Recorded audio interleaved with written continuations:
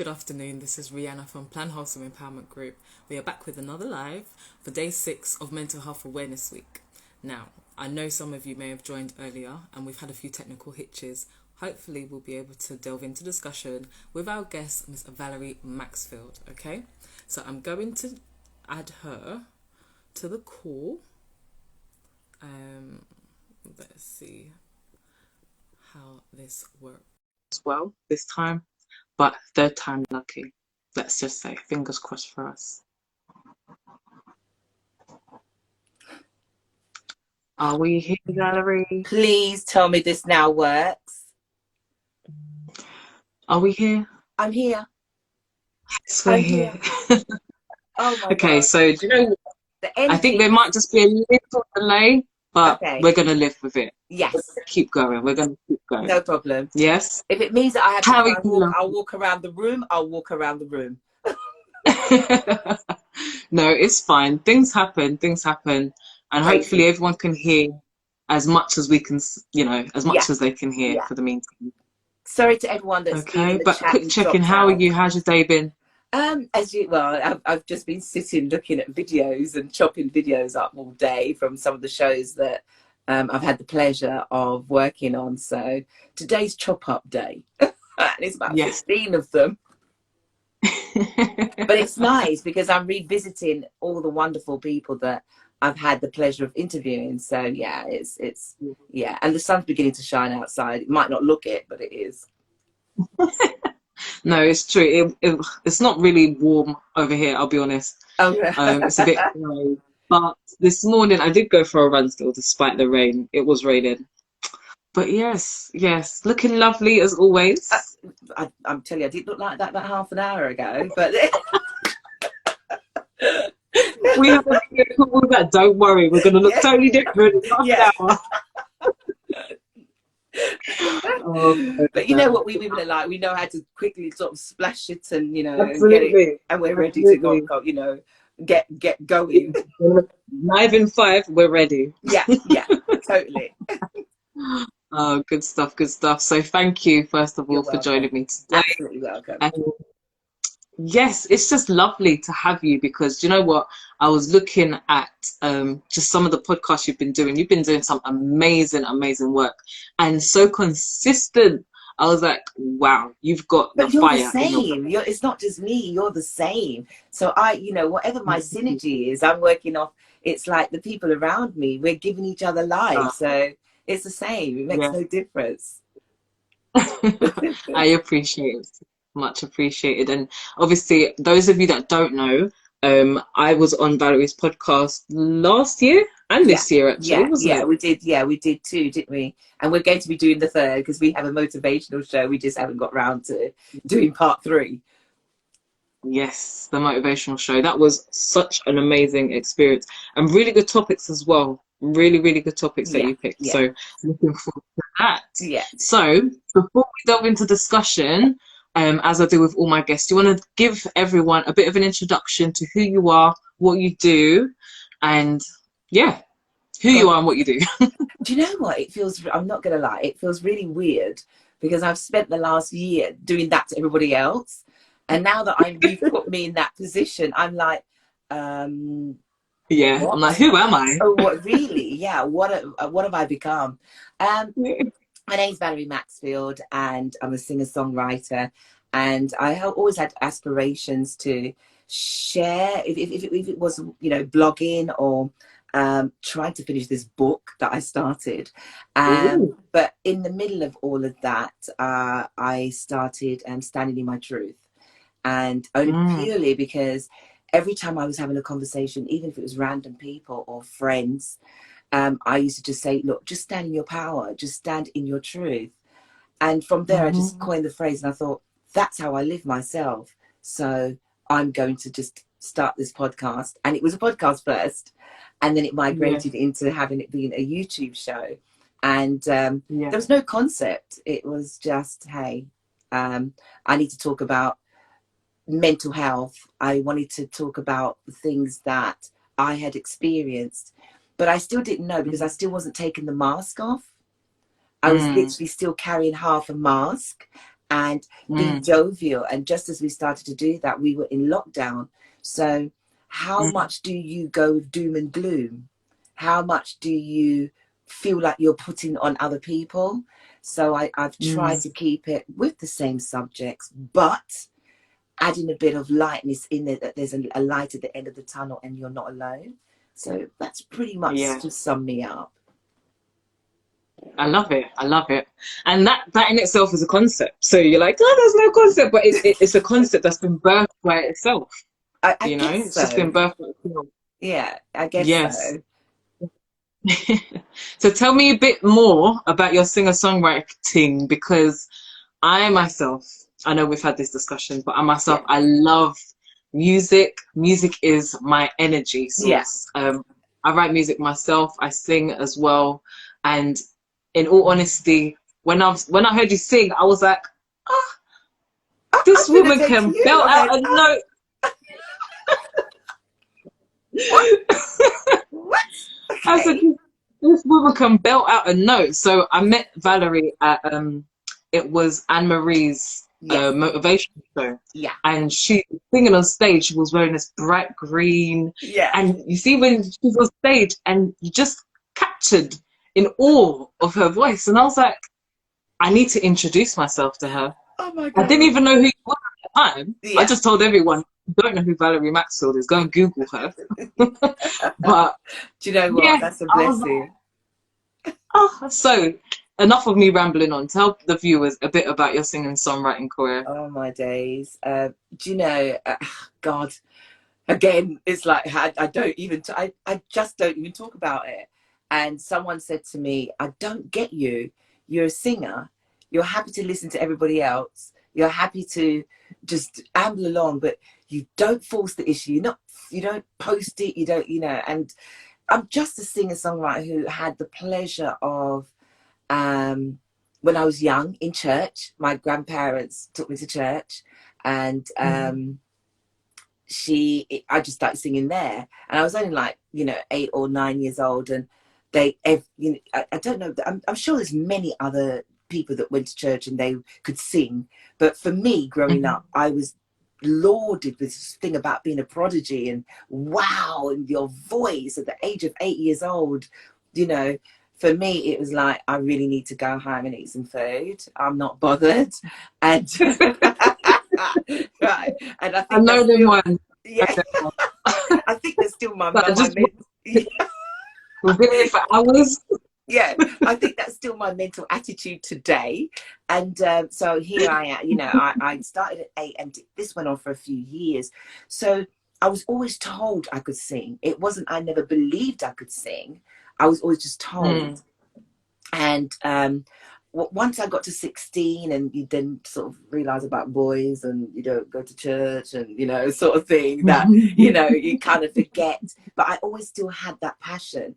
No matter where I was, I'd sing. And then I got to college and uni and I sang and I modeled but it was a case of, I didn't think that I was going to be a singer.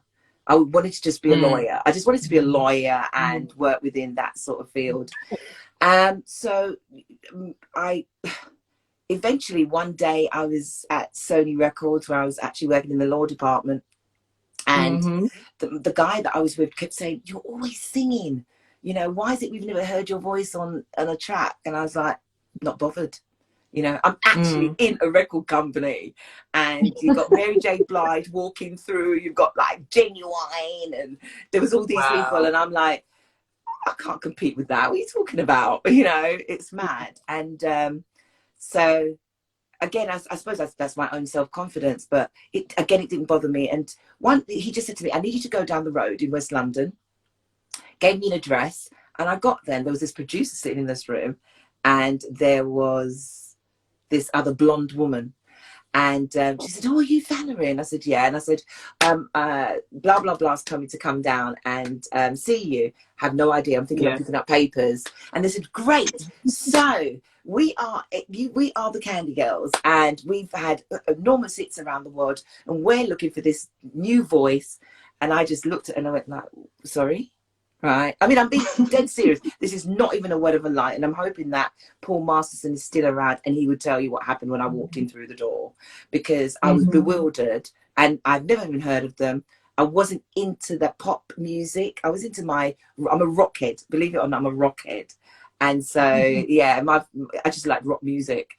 And even though I grew up with reggae and stuff like that around me, and you know, dance or music, I just had this thing about wanted to do this whole thing on air guitar thing. I was just mesmerized by it. But yeah, and I got into this studio, and it was a cover version of I Want Candy, which was like, I know a girl who's tough but sweet, you know what I mean? He's so fine, he can be beat. And there's a song on it. I think there's an advert that came off with it. I want candy. Oh my days. Yeah. I can't believe I sang that song. It was the most cheesiest thing ever. But you did it. But I didn't know. Did it, and what happened after? Yeah, I didn't even, exactly. I did not even know. I'd gone in and it was great. I'd gone in and it was just like, oh wow, I've got a day off work. And I'm singing this song. And so yeah, I've gone in and sang this song, and the song at that time we still had Top of the Pops, and it hit the chart straight at number 5. It hit the charts straight at number 5, and I was catapulted into a world that I didn't even know, I'm not even lying, existed. And so my feet didn't touch the ground. And so all of a sudden I had to grow a different persona. It was like shield my personal life, you know, completely, not go to all the parties and opening of a bloody envelope, but protect that I have a family, and I really don't want people to be writing about me in the newspaper and things like that. So I hid away from my culture, my people, as per se. I let that whole world go and went into this whole world of music. And swept into it. I was, and before I knew it, the song had gone to number 5. I had to give up my job, and I was just on the road. And pretty much I lived on the road up until about so this is 1998. Am I showing my age? So this is like 1990, say 2000, do that 1990, so 2000.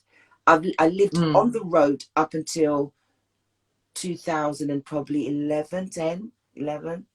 That's a long time. Wow. Yeah, I lived on the road. Wow. Right, so you know, that's as much as you can feel like, oh, touring is the life.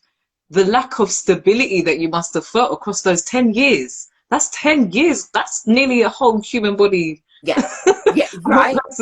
It was. It literally was. So I started, and I went and lived in Australia. I was in Brazil. I mean, I did the world at least 2 or 3 times over, and I'm talking about every country. I'm not saying just the big name countries. We went from the smallest to crying, getting on one of those little shuttle planes in the outer Hebrides of Mongolia, because I was so scared I was going to crash because there was cattle on the bloody plane. My nerves was jangled.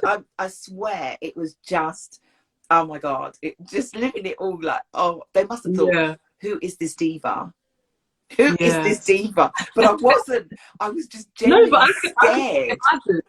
Actually, I can really imagine, because it's like you've had to detach yourself from the whole life that you've had, and it's somewhat of a grieving process still that you've not really had to endure, because you've had to let go of everything. I'm sure you probably just about had a chance to take a pair of knickers with you. I didn't.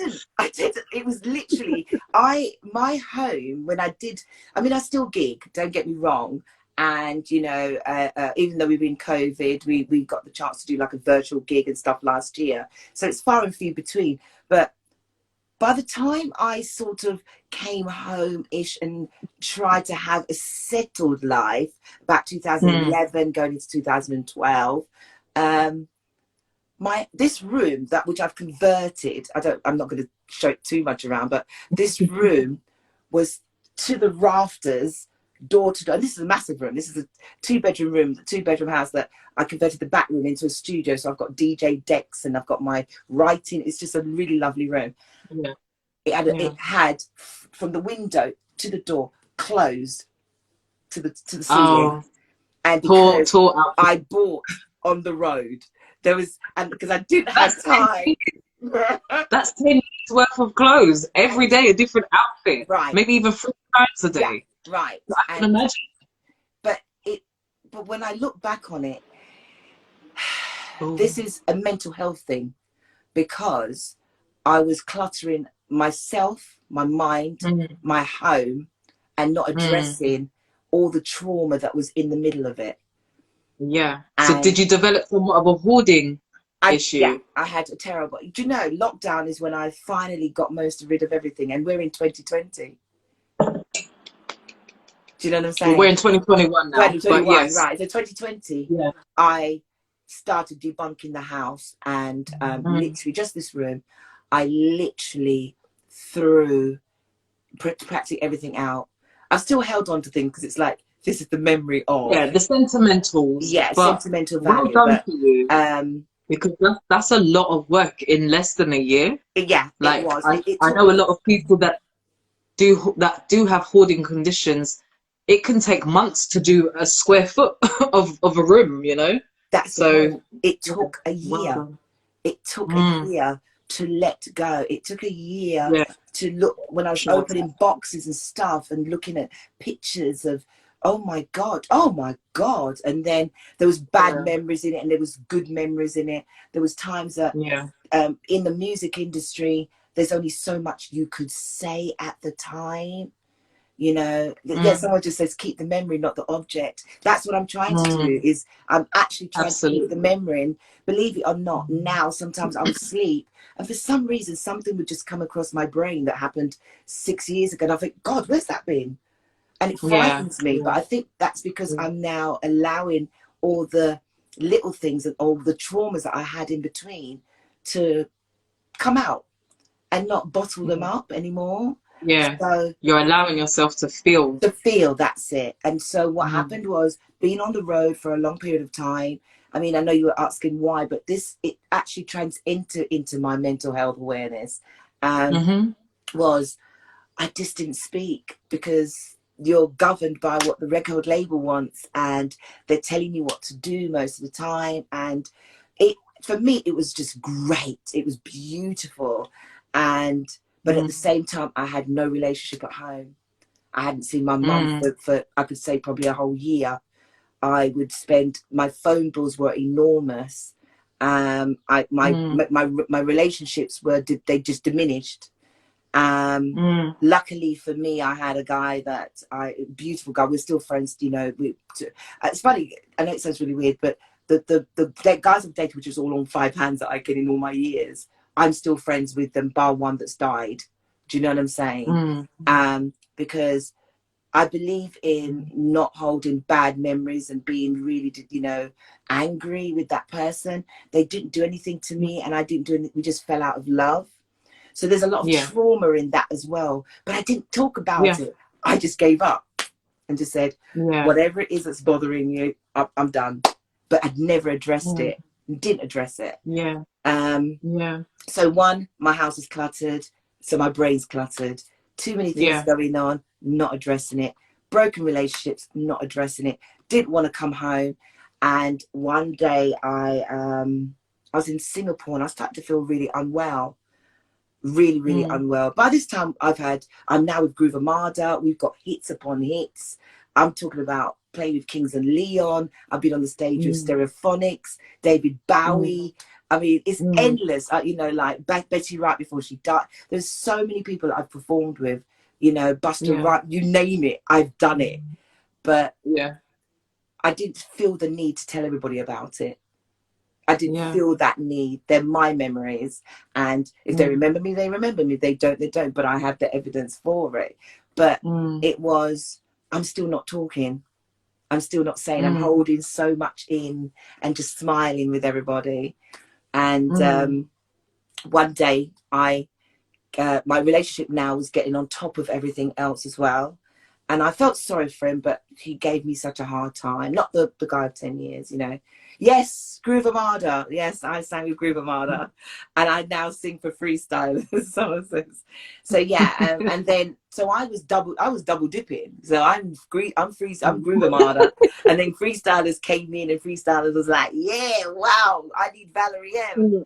And so I ended up fronting 2 bands at the same time. So I would be in Brazil. And then, because I had to have 2 passports, so I had to, because obviously different customs, American customs. So I had to go from Brazil, go through Jamaica, come back out, get into Europe, and then perform for freestylers like 2 days later. So there wasn't any time. It got to the point that, in the end, they built me a chest. Which is like it's what the roadies use to transport most of the equipment. So they got me one of them, and in it they put a dartboard, a football, things that I like, and all my clothes was in it, and it just got transported around the whole world. So I lived from this. It was mahoosive. And then I still went shopping for trainers because I had a fetish for trainers and baseball caps. So, you know, things like that. So I was double dipping. So I never settled. And I wasn't creating any friends back home. I'd left my friends, and they'd gone on to have the most amazing life and go out and socialize and you wasn't part of it. And I wasn't part of it. And so even with the road life, you've mentioned a lot about traveling. At what point did you rest? Because I know sometimes when people are on the road and traveling, they at least go home for a little bit. Did you not do any of that? If I was home, I would have been home probably 3-4 days at the max. Really? 3 or 4 days at the max. If I wasn't double dipping, as I call it, if I was just with the one band, then I would have probably had a month at home. But our seasons always start pretty much from, say, March, and you go all the way down to, say, probably September, October. You may have that part where you rest, write new music. Most of the music we'd write on the road. And not so much even with Groove Armada. I then started my own band, because I still got my own band, Maxfield, because I thought, I'm fronting everybody else's band. I want to be my own singer. I want my voice to be heard. Why is it that I'm singing everybody else's music and I'm not singing my own? So now I'm triple dipping, you know, and then I'm doing garage music. So I'm doing dance music. And then all of a sudden I get a call and I come home to a rest. And then someone rings me and says, you Valerie? Yeah, seen you. Okay, got this tune. Can you sing it? Okay. No, don't have a clue about bloody house garage music. And to this day, 20 years on, the bloody tune is still doing the rounds, good rhymes, and we're still gigging this tune with a bunch of old people. Do you want to give us a little taster? Do you want to give us a little taster? Hell no. I feel like I could have got you to sing. Everybody knows. I'm sure everybody knows good rhymes. You know what I mean? Oh God, with my crusty post the link for it for anyone that doesn't know. Okay. What's that? I said I'll post the link for it for anyone that doesn't know. I'll post the link. Everybody knows good rhymes. We all see, there you go. Good rhymes. Everybody knows that. Yes. Or if everybody looks the same, we get tired of looking at each other. But yeah. But no, when did I come home and rest? When I think about it, it was far and few between. As it got nearer to the end, where things started to peter down with Groove Armada, then debunked and decided they wanted to just be a DJ set. I then went on to write my own full album, and that was the most enjoyable because I was allowed to express a lot of what was going on in here. But by the time I started writing the album, I then collapsed and ended up in hospital for 10 months. And 10 months? They didn't have a clue what happened. No, and I think to this day, after cutting me back 3 times, I was on life support, I think for about 2 months of that I was on life support. And then when they brought me out and then put me back in induced coma, that was like for another 2 months. So in total, I was down under for about 6 months in a coma. And then if it wasn't for my family, because they were going to put a tube in the throat, and they said, I think she'd rather die, because if she wakes up and finds that you've put the tube here, because they couldn't. And that's why people see my teeth and think, oh, you know, what's wrong with her teeth? It isn't. I've got, I think it's here. I have got teeth, but they're broken because it's where they had to jam the tubes into my mouth, because my mouth had already locked. I passed out. And so they had to literally, I'm not awake. I collapsed. So they had to prise my jaw, push. So I had a couple of gold teeth to the side. I swallowed them in the process. And so then my stomach, yeah, it's a lot. That's what I'm saying to you. And my inside is messing up. It's a lot. It's a lot. It's a lot. And they put the tube, forced my mouth, put the tube in. So I've got a broken set of teeth at the side. And, you know, I could get them done, but for me, that's my war scar. They're my war wounds. Yeah. And even 2 weeks ago when I went back and the dentist fixed all the other side, and she said, you've waited so long to even try. You know, we filled it, you know, they filled them up. And I just said, I'm not bothered. Yeah. It's, you know, people can either accept me. If they want to think that this is bad teething, that's their problem. I know why I have that side, which is poorly broken. And so, yeah, I had to wear this tube for God knows how long. And then my stomach stopped working. So I'm under for 6 months. So I have no clue what was going on. But they came and they remember cutting off all my hair. My skin shedded. So I had 2 nurses every day that was peeling my skin off and my hands and my feet, because where I'm not physically alive, I'm having a machine to do my hands like that and exercise my feet. So my skin was hardening, so they had to peel like a lizard regularly to keep my fresh skin keep growing. Yeah, it was just. And I spent 10 months, and do you know, when I woke up, I didn't even know I was sick.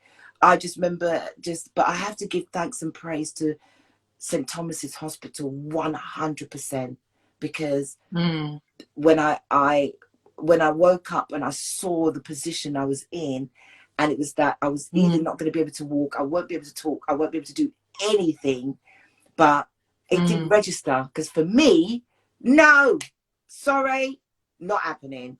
It tore my family apart, because decisions had to be made, which is switch off.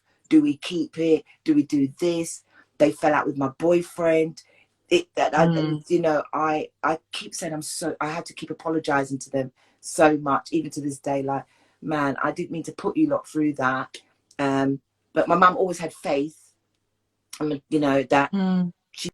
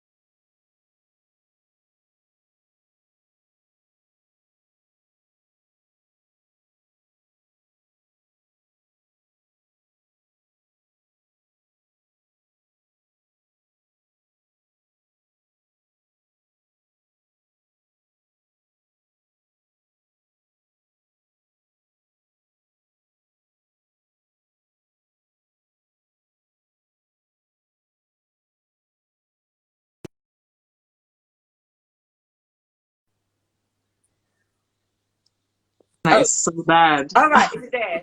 Yay! Oh my God. Oh my I was days. like, it can't die now. No way, no way. Oh my God. I hope I wasn't on too long. I had to just switch my internet box off. I'm running off the data. Oh my God. So sorry. At least it's better now. Right, I'm gonna make this quick so it doesn't happen again. So I'm sorry to everybody. No, keep going. I was engrossed. I'm sure everyone else was engrossed. Honestly, this is, like you said, you're standing in your truth. You're standing in your truth. Yeah. But carry on, darling. I think I remember when the counsellor came when I woke up, and I remember waking up and saying, I thought it was still 6 months behind. And I woke up and I remember when I was trying to talk, and because I couldn't write anymore. I'd lost all the functionalities in my fingers and everything had become, I'd become a baby. Yeah. And so I had to try and speak, and, you know, mumbling, people putting their ears and saying, what is it? Or holding a pad and said, right, you know. And I remember saying, did Arsenal win the FA Cup or was it Liverpool? I'm laughing because I have to laugh. Yeah. So for those who don't, I'm football mad, as everybody would know, you know. But check out her sports show as well on Standard. But that's, I didn't wake up and go, well, how the hell am I awake? And my stomach. So the fact when I woke up, I was still open. They couldn't close me, so I was open for about another 4 to 5 weeks with a bridge and a thing over, so I was wide open. You can see all my entrails, the lot. Wow. But I couldn't move, and so regularly I think it was every 4 hours, a nurse had to come and cauterize my skin and then push the bridge back, and it was every day pushing it back to bring my whole body and my stomach back together, and then it fused. So I lived like that, and you could smell the burning flesh. It was, oh my God. But anyway, I'm not trying to. No, it's okay. But I'm not trying to. I'm just in so much shock. Even in the comments, there's people saying, "Wow, I didn't know this about you. Had no idea." You know, and man, and priorities. I'm guessing that's about the football. Yeah. I can't read anything. I've had to say We've got artist that says, "Wow, this is amazing to hear. You woke and you were still you," which is very true. Yeah, I just woke up and I goes, "Who won the football?" And then someone said, "Oh, this is we're now in." I think it was April, May. It says, "No, we're now in July." I was like, "What?" Yeah. You know, but I couldn't even say what. I just remember looking over and seeing my brother, who God rest his soul, he's passed away now. I remember looking over at him, and I think he was waiting for me to cry, and I didn't cry. Yeah. This is what I'm saying. I still held everything in. And so a counsellor came, and when I saw this guy, I was like, a month into it, they said we have to, because when we have patients who have come out in high dependency or, you know, intensive care, we have to make sure that their mind is still intact. And you won't get out the bed. I wouldn't get out the bed because I'm like, I'm in pain. When am I getting out of bed and going? Really? You know, this is by the time my belly's now fused. But they had to put me in this contraption and say, we need you to move. We need you to move. Yeah. But all I kept thinking, I tell you what kept going was, oh, October's coming. We got a gig in Budapest. I need to be on it. I'm laughing. God forgive me. God forgive me. And I think I only told my mum this about 2 years ago, because she had no clue that I actually got out of the hospital bed and I got with a Zimmer frame and I went to the gig. I've got on a flight and I performed October the 10th, 2006. Right? I never forget. I will never forget. And but that's your passion. So I guess that's what was driving that's what kept me going. Yeah. And I'd not even left. I didn't leave the hospital. I was officially discharged on the 22nd of October. Okay. But I was able to have they're trying to integrate me back into society. Like, she's been in here for so long, we need to have her out and go home for one day, let her feel what it's like to be home for one day, because she'll become institutionalized.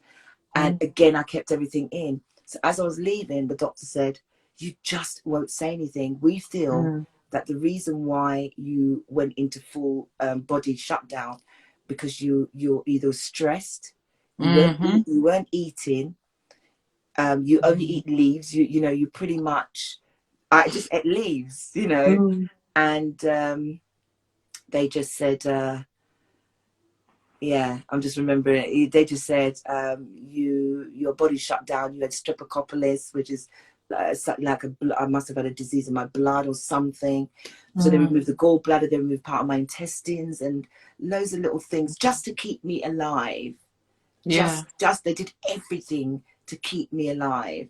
And so one of the doctors, which I still keep in touch with, he wrote a thesis, because he said 1 in a million survives what I went through. 1 in a million. And so he wrote a thesis about people that has got into a coma and literally everything is shut down, nothing's working, and no matter what you're doing, it's not working. But somehow they were able to put the tube through my ankle and through my wrists and able to get me going. But with that, sorry, you know, before you go on, I need to tell you this comment because it's very much relative to I what can't you see just any said. comments, No, it's so okay. sorry everybody.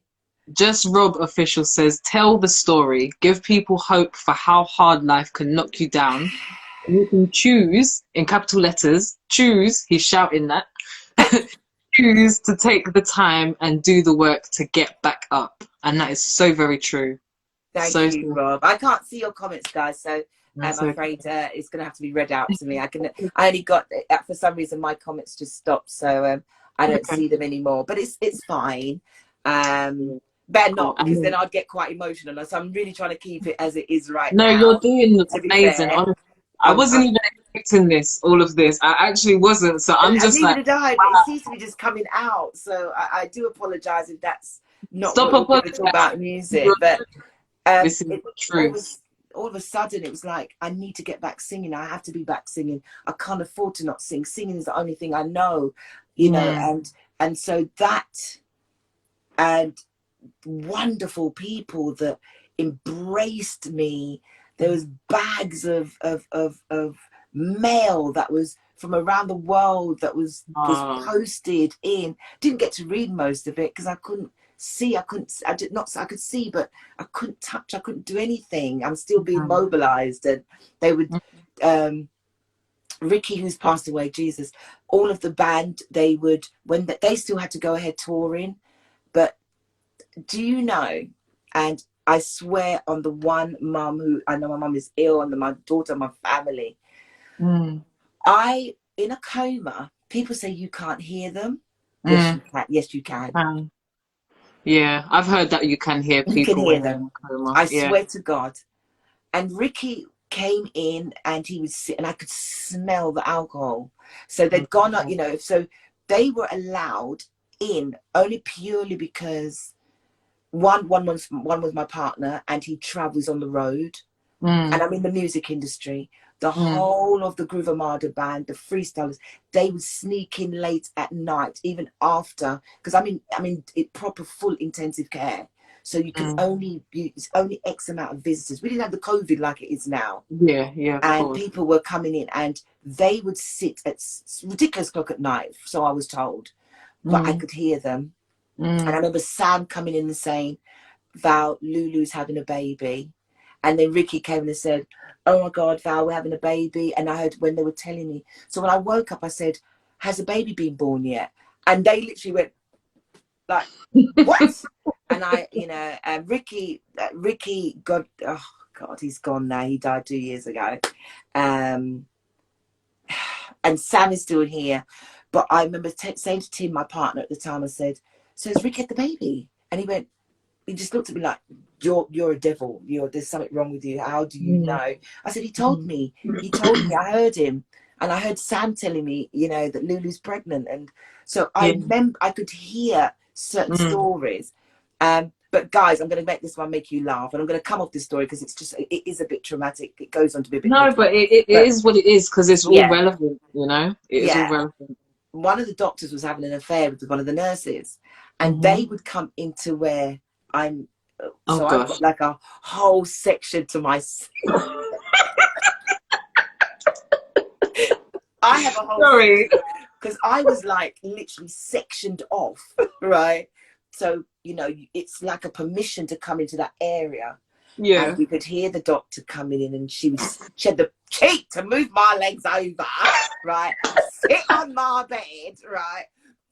I swear, I remember the doctor's name, everything. I remember when I came to, I asked to see him, right?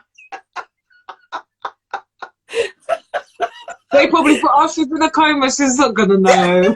I didn't even realise I was in a coma. I just said, where is Dr. Blah, blah, blah? Yeah. And they said, like, I said, yeah, I've got, in my head, I've got, you know, and they said, like, why?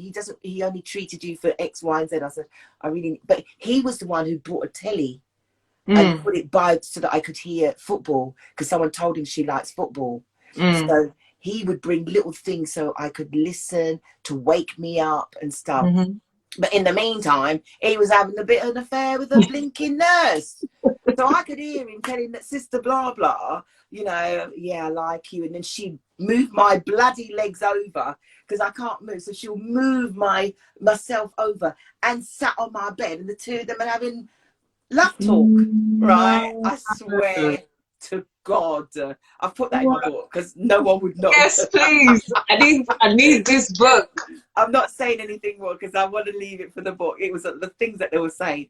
But when I woke up and I just said to him, I said, so did you get it then? And he just said, like, well, I said, did she give it off then? Did she give it up? And he looked at me like I was absolutely had lost my mind. Do you know I never saw that doctor again? Oh gosh, he probably was so embarrassed. Right. I told him, I said, so did she give it up then? Because they were kissing and whatever in my bloody cubicle, you know. But you know, hopefully people laugh at that. I was giving people just like, you know, what it's like to be in a coma and you actually can hear what's going on. But I remember leaving and they just said, you are living, the one thing I remember leaving the hospital with, you are living in survival mode. And I went, hell no. I said, and as the doctor said, well, the counsellor said, what, why? And I said, he said, I'm going to tell you this, Valerie. It might not feel like it right now, but it's when it does hit you, you will come crumbling down. And I just thought, yeah, whatever. I don't believe in all this mumbo jumbo. I was just grateful. I was looking over where my bed was positioned at a beautiful look over the Thames. I looked over at Parliament. I was just doing that all day, and it gave me hope. I had their clergyman that every day would come and visit and pray with me and literally give me hope. Because I was so far away from my family as well. Traveling was a bit, my mum then had a heart attack while I was in the hospital. So they kept that from me, you know, and because I couldn't figure out why she stopped coming. But it was so much for her that she was going to lose me. She ended up having a heart attack, you know. So it was difficult for her to keep coming and see me in that position. Anyway, I left the hospital and slowly resumed my music again, but it was I walked most places with a Zimmer frame. I had to have my bottom changed. Would you believe it? Me. A catheter. Flipping believe it. Was it a catheter? I had catheter. I did because I didn't know when I was pooping myself. Yeah, you know, because I'd lost all sensation. Yeah. It was the most embarrassing. Oh my God. But you know what? I'm telling you now, and it's not an embarrassment, it was my journey. It was. It's because who would have thought I was still able to get up and dance like hell and get, you know, still go album on the stage. I still was able. It took me a year, don't get me wrong, to be 100%. Get yourself back there. Yeah, with beautiful, you know, the hospital, they filmed it because, again, for them, it was a very feel-good story. And they put it on the BBC. I think I've got the video somewhere still. Wow. So the BBC would come in. Yeah, the BBC came in at the time. They used to have this thing called City Hospital or something. And on the BBC. And they were following my journey, watching me wake up and stuff like that. And they put it on telly saying, you know, this girl that sings for Groove Armada, she's in a coma, rah, rah. I didn't see anything of it, obviously. And even though they gave me the video of it, I refused to watch it because I don't want to revisit it, if that makes sense. It took me 7 years to revisit it. And then, but true to form, the woman said, you are going to crumble. And true to form, that's exactly what happened. I hit the ground with, it's like depression, anxiety. Never in my life did I ever have a panic attack. I've never had anxiety. And I remember laughing and saying, it's all them bloody transfusions. I said, I've got someone else's blood and now I'm not the same anymore.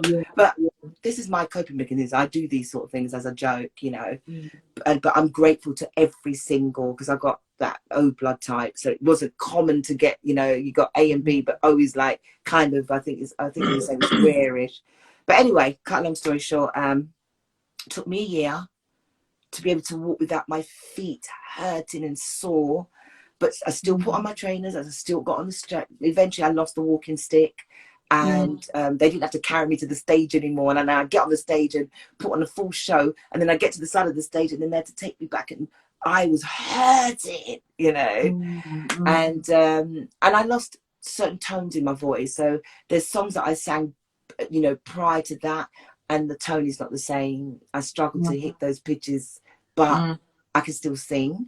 Yeah. And my life changed amazingly a lot. as well, by the way. Sorry? Amazingly as well, by the way.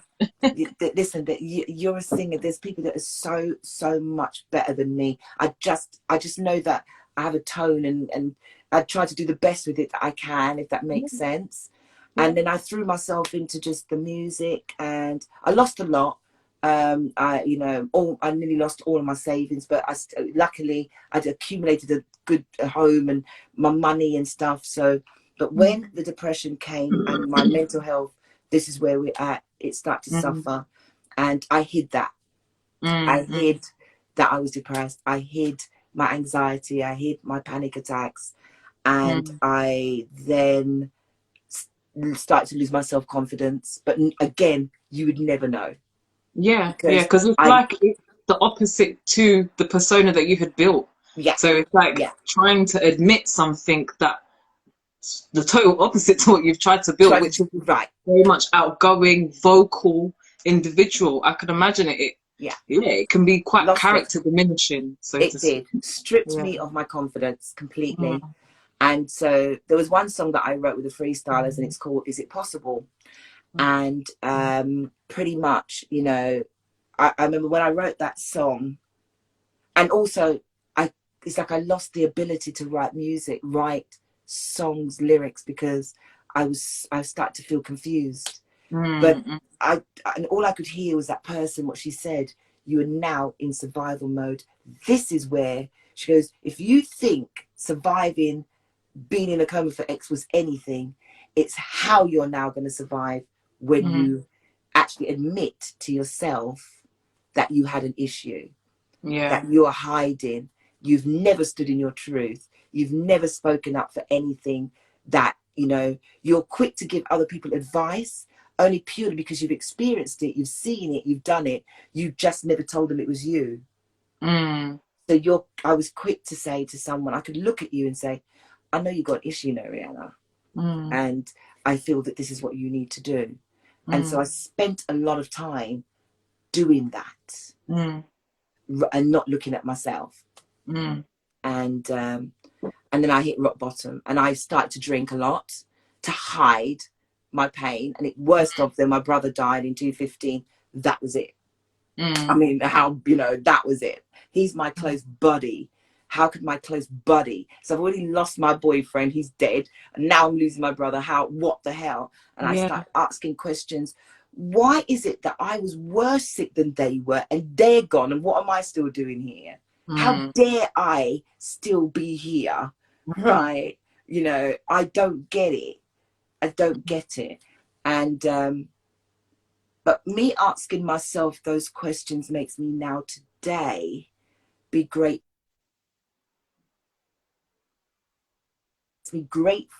for everything I have, because there had to be a purpose why I survived. Absolutely. There is a purpose. I just don't know what it is. But you say that now, but you're living in your purpose, believe it or not. Believe it or not, I believe you are. And I just also want to read out some comments, because there's been a few, but in regards to finding your purpose, you're doing what you're doing, and the way how you're doing it is inspiring to others. So there's a comment here from the trauma artist. Oh gosh, what am I doing? Sorry guys. I'm not applied just yet. But yeah, we've got some saying, sorry to hear this. Had no idea. Okay, you're a badass. Oh God, I don't feel like one. And then this, the trauma artist says, this is why I do my art. I lost my voice, but still need to speak. This is so important. Go through. Just Rob Official. says the universe wanted this to be told. It's how these conversations go. It's very true. Sometimes we don't imagine, like what we were saying about we didn't expect any of this to happen, didn't expect any of it said, but yeah, the conversation flows, and whatever's meant to be heard is meant to be heard. Don't apologize for speaking. We need to hear it, which is very true. And a question here actually from Just Rob Official, and I guess this was about the story with the hospital staff. Is this what inspired the song with Hankook? Yeah? I'm guessing that's the yes, Rob. Right, that I'm not telling. Oh, please don't get it's called Please Don't Give It. The song I did a song with Hankook and it's called Please Don't Give It Up. Okay. So I think that's what he actually means. That's a very good question. That is absolutely hilarious, actually. I don't know. I just all I can say to everybody, because I don't want to keep everybody on this live. It's gone long enough, I guess. But I started drinking heavily. Let's come to where we are now. I started drinking heavily and started choosing the wrong relationships. And again, I wanted to be, it's like I created this whole persona of, and I won't hurt you, and I will love you, and I don't want to ask for anything in return. This is, but I genuinely am like that. But, I thought, I've had some beautiful relationships, but once I started drinking, I just started choosing wrongly. They didn't even last a month. Some of them, I'm not saying I slept around, don't get me wrong. I'm saying you meet people, and by the time I'm talking to them, I'm too busy being drunk to even have the relationship with them, because I'm now living my life in a bottle. And then I knew when to stop, and then I started. Then I knew when to stop. And it's funny, when my brother died, it's after he died I drank. I didn't drink before then. So I'm 15 years vegan, vegetarian, don't drink alcohol, I don't smoke, I am as clean as they come. Come out of hospital, almost died, and picked up the vices. It does coping mechanisms. Coping mechanisms. And so as soon as I didn't want to think, I used the alcohol to make numb not thinking. To escape it all. And this is where she said, and this is what I tell people now, you are living in survival mode, because what happens is you use things to blot out the trauma. And your trauma can come from listen, I haven't even touched my childhood. I'm not even going to go there today. We're going to do another one. Don't you worry. Childhood, I'm not even going to. I don't need to. I'm not looking for anyone to go, oh my God, feel sorry. It's not that. It's about dealing with the trauma. Trauma is one of the things that we do not work on. We don't talk about. We tend to say, do you know what? Because it happened, no one knows. I'm not going to tell. But what happens is when you even if you just tell your best friend, tell a friend, tell a stranger, you are releasing the trauma to allow you to live. You're releasing the thoughts in your head. The worst thing to be is in a relationship with someone that you can't communicate with. The worst thing you could ever do, folks, is, and that even could just be with your mum, or your dad, but also with yourself, a relationship with yourself, not communicating with yourself. Girl, and these are the things that I now adapt these tools, and so I had to heal. So I've gone through a healing process. So let's talk about the healing process. So the healing process was, I dragged myself into oblivion. There's a lot of stories behind it, so it's not necessary. But I dragged myself into certain places that there was times I woke up in Russell Square and didn't know how I even got there. Someone had to a man found me in the middle of the road and put me in a car and got me home, because he rifled through, found my address. Oh, wow. That was when I knew, you're either going to go die. And imagine that. Why are you killing yourself when you almost died for not killing yourself? And you're not addressing. And so what I did was, I turned around and I rang a friend.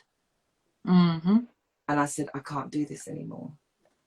I said, I just can't do this anymore. I'm dead. I'm just done.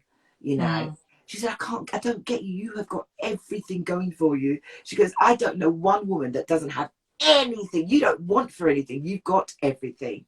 And I said, but I'm empty. It's like, I just feel like I'm on empty. And all the things I want to do. She goes, but you've done more than some people have done in their whole entire day or their life. What is it? And, you know, I had to admit, it was that day I admitted to myself, things have to change. I need to stand in my truth.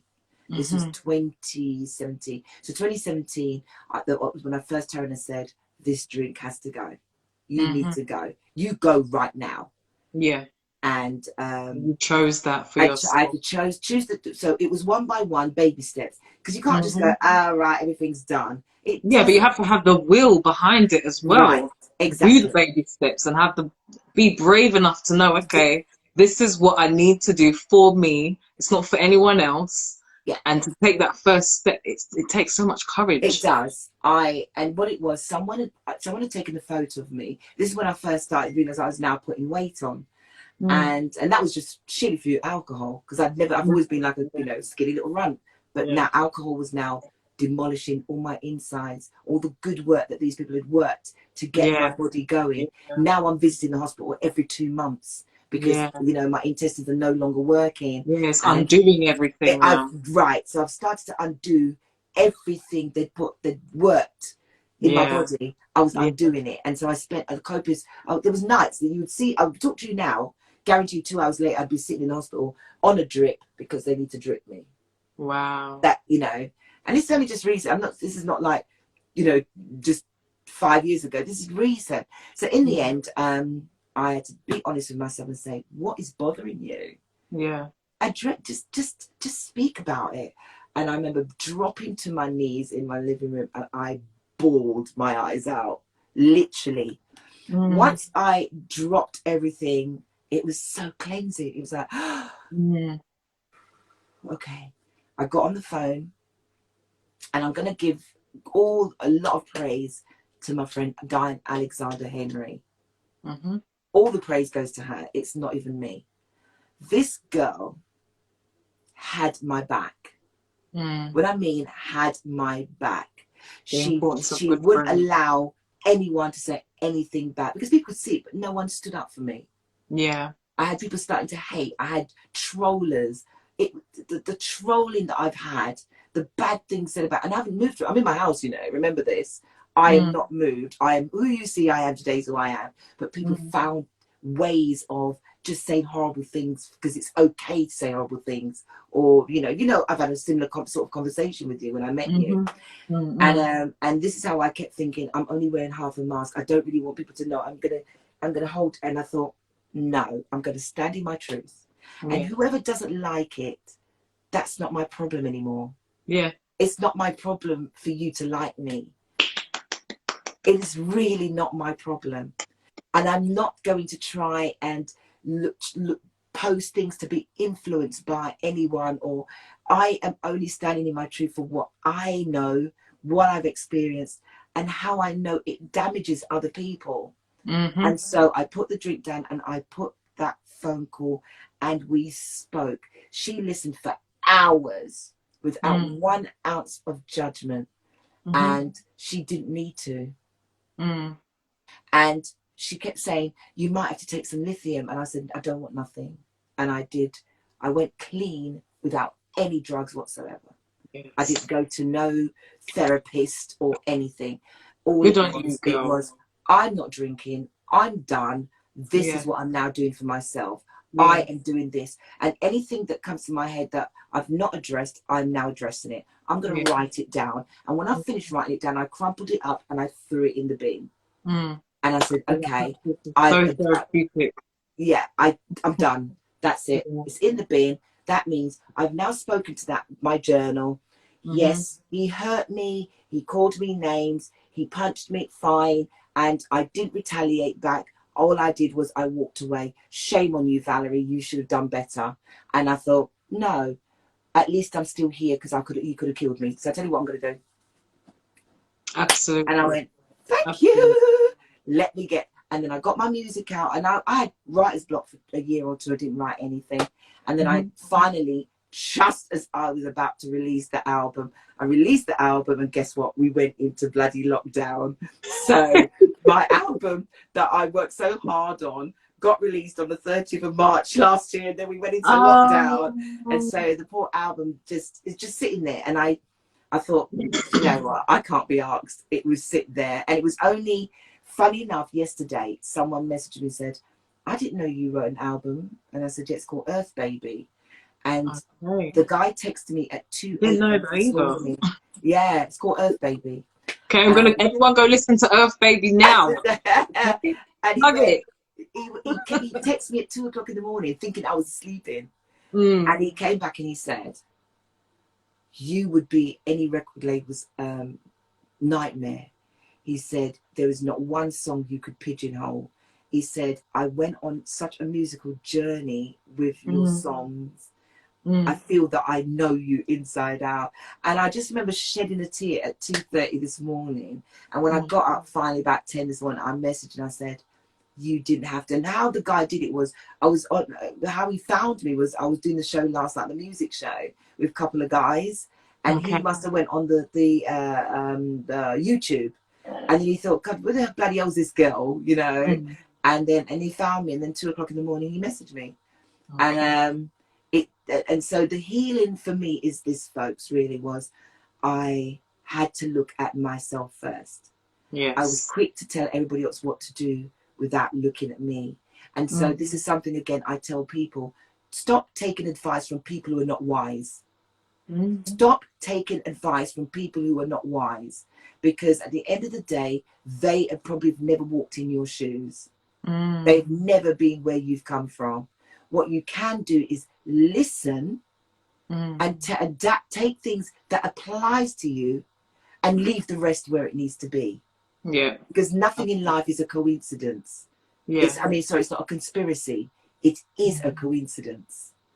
It's just, it's if you're listening, you can actually hear your thoughts telling you what you really should do. Yes. But it's down to you to be ready to receive that information that is being said to you. So you could tell me something that's good for me. I've not heard it because I was too busy. My other side was too busy hearing something else or talking to myself, you know, without hearing something that is going to be benefiting me. So I always say to someone, don't take advice from someone who isn't wise. And it doesn't mean the person isn't wise. It means you're not the wise one. You need to learn to listen. Yes, and filter as well. Yeah. Like you said, not all information is for you. And sometimes... that's what I mean. There's a saying that I heard. I can't remember it precisely. But not everyone has good intentions for you. They'll give you bad advice on purpose. Do you see what I'm saying? Don't take information for people who aren't wise. And we've all done it. But you don't know who's wise and who's not. But when I was less wise than I am now. You know, you don't know who's wise and who isn't. Exactly. So that's what I'm trying to say. Don't take messages from people who aren't wise. What you should be doing is just listen. Doesn't matter who they are. It could be a man on the street who's actually as who you think is crazy, right? And this is the problem. We call everyone crazy. They weren't crazy when they were born, were they? You understand? Something had to make them that use that terminology, having a mental breakdown or mental unawareness. And we tend to glorify mental health when, in fact, everybody has a mental breakdown at some point in their life. It could be minute, it could be huge, it could be off the scale. It just depends how you deal with it. And absolutely. It's the children I worry about more than anything these days, because when we were growing up, we had different avenues. We didn't have social media to influence our mind, you know. But it's the social media, and even older people, you know, middle age, older, are being influenced. And in the day and age that we're in, it's hard. It is. It's true. And I don't feel that people really acknowledge how difficult it is for children, particularly that are involved in social media. But I think that will be another podcast for another day. Yeah, Another but just for interview me, for the another healing day. was learn to write and throw it away. Found myself, found my faith. I know not everybody believes in God, but believe in. If you don't believe in God, just believe in something. Believe in the yourself universe. if you Believe don't in believe in yourself. anything. Yeah, just believe in yourself. Whatever you say and put out there is what comes back. You know, Absolutely. speak it into existence. And yeah, and even when you know, and I just want to share this before we actually get off, because my healing is this. I had to, I try not to wear a mask. I still wear sometimes a mask, you know, at the best of times, because I'm so, we are all protective of what we do, protective of who we are. And I hate rejection, and you know, we all hate to be rejected. And so at the end of the day, two things I asked the universe. No, I asked actually God, and I said, God, I need a change in direction of, and I seem to have stumbled of, I don't know where I need to be. And I said this 3 weeks ago, and I got some bad news about my dad. My dad just found out he's got lung cancer. So I said to the universe, listen, I can either stop what I'm doing with my podcast and actually go out there, and rather than diminish all my savings and everything I've had over the years, because I'm lucky enough not to work, you know, and worry about money too much. Everyone's got to work. Can you get me a job then? Something that's going to still keep me within my family, and it's just a little bit of money to come back in. It's been a while of working, and I need that in 2 weeks' time. I just want you to allow me to not be so hard on myself, because now I use food as comfort. The alcohol I've now used food to substitute as a replacement. Right. Yeah. And I was asking him to say, look, I was able to stop drinking without anything, no aid. Please, I'm asking you to just let me stop. What is it that's now bothering me? Why I'm now eating myself into my whole body weight? And I started to feel bad about myself. And for some reason, I don't know where the clarity came from on Monday, this week just gone. It was like this weight. I don't care. I don't care. I'm doing my squats. I'm going to live, because guess what? The body that I'm in is rented. This space that I'm in is rented. And the undertakers are sitting there waiting for them to make that money off this carcass that I live in. So while I'm still here in this wonderful universe, regardless of people who've died and the sick and the ill, and once I can breathe, I'm going to enjoy and taste, and I'm going to smell, and I'm going to feel. And if I want to change my hair today, I'm going to change my hair. And if I want to wear that color today, I'm going to wear it. And I don't care how it reflects, but I want to reflect happiness. And so this body that could give up on me, and this heart at any moment, while I'm here, I want to know that when I left, I enjoyed every minute of it, rather than giving myself grey hairs about why does my got bags under my eyes, or why is it that I feel tired, or why is it that I've got a big belly. You know what to do to get rid of that stomach. You know what, everybody knows what to do if you don't feel cut. And a lot of people mimic themselves. They take the piss out of themselves. Like, I don't care, I'm fat. Yes, you do care, otherwise you wouldn't have done that. Yes, you do care. Do not, you know, I've done it. I've done the shaming of myself. But it doesn't make you feel better about an hour later or 2 hours later. It's just that instant gratification. It's instant gratification. Gratify yourself by that one step, even if you've had a cucumber juice. And if you don't do it tomorrow, hey, it is what it is. So heal yourself with goodness, good positive thinking. Address, if you've known that you were abused when you were younger, don't say, oh, why me? Don't, if you need to cry it out, then cry it out. Absolutely. If you feel, because it may have happened to you 10 years ago, it's something you just cannot revisit. But you know what? I always say that if you're hurt from it, you need to heal from it. Heal from it. And there. In all honesty, that can mean anything. That could be a loss of a child. It could be job loss. It could be death of, like anything. Could be absolutely anything. But if it's hurt you, you need to heal from it. And Yes. no one can tell you that it's not traumatic to you. Right. Like, no Yes. one can tell you what has traumatized you. Your Yeah. trauma and Deal your with that trauma. Deal with that trauma. Listen, people get rejected, and I know that I've listened to other people who said, mate, I've got so much qualifications and I'm being rejected and rejected, to the point that they've taken the rejection so personal. Like, the companies who are rejecting them knows them. They don't know you. It's someone that's externally rejecting your CV. And it's easy to actually feel that you're useless, worthless, you've got nothing, and you just want to pig out or drink or take drugs or lie on the sofa. I don't want to speak to anybody. I can't cope. What do I do? It's that easy to fall into that depression. Yeah, absolutely. I've had days in COVID where I cannot get off the sofa. I cannot move because I'm feeling sorry for myself.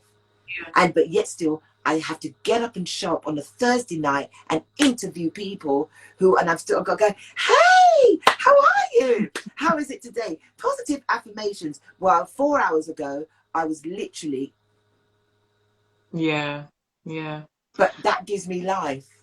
That gives me life. And then when I finish, I go, what the hell's wrong with you? But that's me.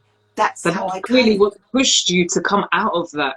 You know what can drag yourself out of those, low moments. You reach into your toolbox. It's like your podcast or hosting is your toolbox of healing. Yeah, it is. And I tell people, I'm not here to tell anybody anything. I feel that because now I'm allowing myself to. That's it. Pride is one of the biggest fall downs in anyone's life. Absolutely. I've got the biggest. For me, pride has been my weakness. I'm a very proud woman, and I always want to look like it's wonderful, But guys, I'm human as everybody else. And the thing is, this is why probably people who are influencers, when people do I'm not an influencer, by the way. Trust me, I'm not an influencer. I'm just saying, I'm only giving my perception of what I see people out there doing. And when you have a go at them and people say things, I say, well, you put yourself out there for that. Yeah. You can't be out there saying, well, I've got and I do and blah, blah, blah, for no one to turn and say, well, brother or sister, well, really and truly, you deserve what you get. And they'll be like, who you think you're talking to? And then they take to Twitter. And that person, no, you did that. Yeah. There's not everything that you have you need to put out there. Address it. Address it. And if you feel that you've got no one around, that then come and talk to 20,000 people and say, no, I'm being serious. Lizzo did it. Lizzo, who's got millions in the bank, came on Twitter and cried her eyes out that she can't cope. And that's because she couldn't cope before she was famous anyway. And this is what I'm saying about the music industry or being a creative writer. People like that, where they have a different energy, a different synergy, because it's a creativity that anyone can knock it. And when your creativity is being knocked, you do have anxiety because you're actually wearing your heart on your sleeve. And so when you're creative, your energy, you need to have positive energy around you. What that one bit of knocking you can take you out for days. Take you out for days. And so the history, if you look, as I said, you can look at so many artists, you see that they all have some form of lower depression. And I'm not saying that's me. I'm talking about everyone is like that. But it's in different formats. So my healing is my healing, and I'm just going to thank you. I've talked so much to you today. No, it's fine. And do you know what? We've kind of covered a lot of what we said we was going to talk about anyway. But just to kind of round off, I know you've spoken about your journey through music.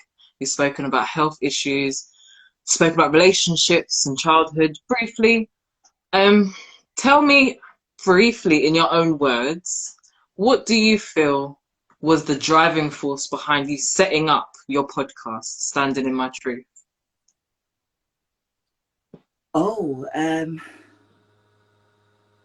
I talk too much. Sorry. Right. One, I like a good laugh, as you can see, right? Yeah. And I try not to take myself too seriously. So the friends that I have around me, we would crack up for days, and I would be laughing and things like that. And it really was supposed to be like me and my friend Diane, and God forbid her mum died, so we haven't had to do that podcast the way we wanted it to be. Yeah. But it started out like that. And then I thought, as I said, there was nothing, there was no concept.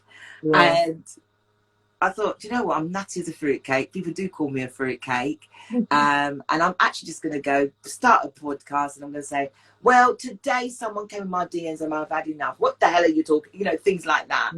And then I thought, I'm not interested. No one listens to mine because they don't want to hear what I've got to say. And I thought, I don't want to be talking about what everyone else is talking about. And so my driving force was me, just be me, and the people I've met, and the people that I would watch on the news or Facebook, and I reach out to them, I send them emails, and I said, I think your story is amazing. I have a Standing in the Truth podcast, and I'd love to just talk to you about how did you survive, or how did you get here, or you're so positive. Can I take that positivity and put it in my show? Nothing to do with elevating me. I just want them to tell their story, because I think it's amazing.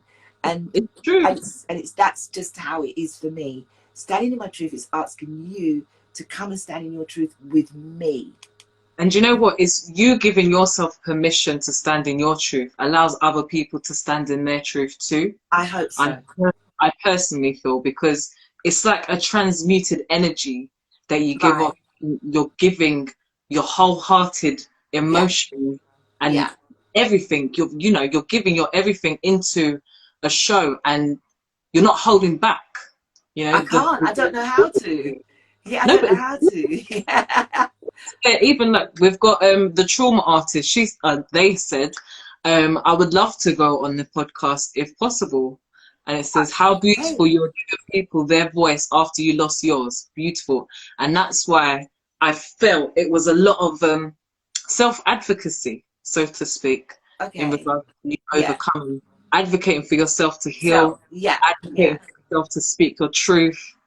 And I love it. So you probably got another person that's interested right there. The trauma. Is that trauma artist? Yes. Listen, hey, let's reach out to each other. Let's talk. I love her, actually. I think I found her and I added her, and I just watch what she does. And do you know what I mean? Yeah, I have seen her on on the Insta, and I love. She just exudes energy. There you go. It's the same with you, Rihanna. I mean, you know, I hope that when people do watch this, and all the other people that's had on, and they reach out, and because your nature is so, you're calm. I'm an excitable little freak, you know, but you're calm, and it's exactly. I can see that just came up. Love. Oh, you can see the comments now. And I don't know why that just came up. You was meant to see it, that's why. Yeah, that's how weird. All this time I couldn't see anything. But yeah, love this network. Absolutely. And you can see I'm not done. I definitely don't do I don't do the live. So it's the weirdest thing to, because I had to obviously do my phone, right? So well, we got there in the end, and that's the main thing. But, and but driving force was this. It's the collaboration and other people finding each other, other people being aware of what is happening in the world today, teaching people of all the things that's happened in the past without making anyone feel that age is a barrier. Age isn't a barrier. Education is knowledge. Knowledge is education. And educate yourself about yourself. Yes. Look at other people, the way that other people have walked. See the shoes that they've walked in. You don't have to walk in those people's shoes. But one day you may find that one day you're trying on their bloody flip-flops. You understand? You know, might not be their shoes, but you're in their flip-flops. And you just have to give yourself a space and peace. Find yourself. Don't be hard on yourself. You understand? And you know, and if you have got something to say, someone just said, Sister London, let me read it out. Know yourself. Yeah, if you could, because I can't. Yeah, know yourself. Yeah. And it's hard to know yourself. I'm not going to lie. But listen, if you really close your eyes for 3 minutes a day, and just literally put your head down and think. No noise, no noise. Lock out the noise. You hear what is really going on with you.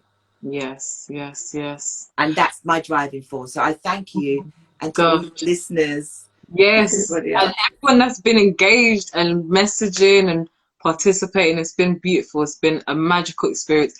Even here, the trauma artist said, finding your people after finding your truth is magical. Absolutely, absolutely magical. Okay. We're going to talk trauma. We will talk trauma. Let's talk. Let's do this. So you've already given your healing techniques, what you do for yourself. I hope that's okay. I hope that was fine. Yeah, of course, of course. I was just going to say one last thing I would like you to do is tell people how they can find you. Oh, wow. Where they can find me. Stand up, I'm at right. Okay, so I'm not going to mention music. I can't be bothered. But Standing in My Truth is, you got at Standing in My Truth. You can actually go to my website. I have got a website called www.standinginmytruth.co.uk, and it actually just has all the podcast shows that's been on before. It will give you a synopsis about me, and who I am and why I started it. And it would also trigger you into various other little places. Like your merchandise? Oh, my merchandise is on there as well. Oh, yeah. Can you see that? I got my own merchandise. I don't know why I did merchandise, because I'm not like, I don't know why, but I've got it and people are actually asking for it. So, and I made some cuts. Yeah, I got cuts and I've but I've got cuts, and I've now got little children's t-shirts, little babies t-shirts that, you know, I'm child of God, and I've got child of God, and I've got standing in my, you know, the little child is standing in their truth, and they get their little name on the top and things like that. Just, you know, everyone's doing merchandise these days, so I just thought, hey, and your album, my album is on YouTube. So YouTube is if you go on YouTube, it's Standing in My Truth. If you go on Twitch, it's Standing in My Truth 2810. YouTube is Maxfield. So YouTube is Standing in My Truth. But if you want to hear music, you just look up Maxfield, Earth Baby. That's my personal album. But then just look for Valarie M, and you'll find all Valarie M music. Google her. You will find her. You'll find everything that is out there. Trust me. Every show that I've been around the world, you'll find it. It's there, you know. But bless up to everybody in the chat room, and even those who watch it after. Positive affirmations, and, you know, great energy. You know, your energy is your currency. Spend it wisely. Yes, and thank you for such a lovely ending to the series for Let's Talk Mental Health, Valerie. Right. It's been lovely having you. I want to get a copy of this, and I put it onto my page, and you download it, send it to me, and I'll show it to everybody else. And it's, it's been lovely. No, most importantly, thank you for I didn't have to do anything. You just opened the door and I walked through it. The doors is always open, sis. It's always open. Oh, my days. All right. Stay blessed, everybody. And as to you, Rihanna, we've got more work to do. Yes, more work to do. Yeah, we've got work to do. God bless you. Have a great weekend, folks. Take care, everyone. I will see you tomorrow. I'll be by myself, just giving a roundup of the week for Mental Health Awareness Week. Just make sure that what time? 12 o'clock. Let's say 12. Great. I've got no football to worry about, so no problem. There's no F1. So, yeah, I'll see you then. Right. Take care, everyone. Bye-bye, everybody. Bye-bye. See you later. Bye.